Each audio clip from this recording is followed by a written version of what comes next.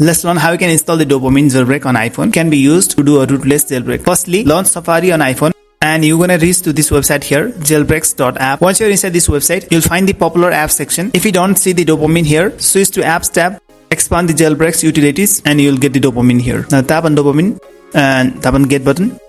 It will just prompt you to install. Go back to home screen and you'll see the progress of the app installation.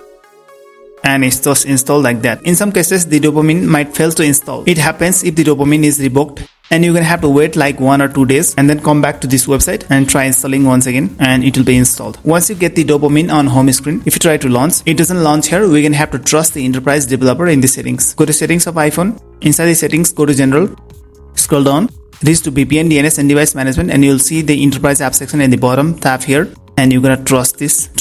Once you trust, go back, and now you can launch the Dopamine and just proceed to jailbreak. Once you jailbreak the iPhone, you don't need the Dopamine app regularly. You'll only need it if you want to on jailbreak or restart the Springboard.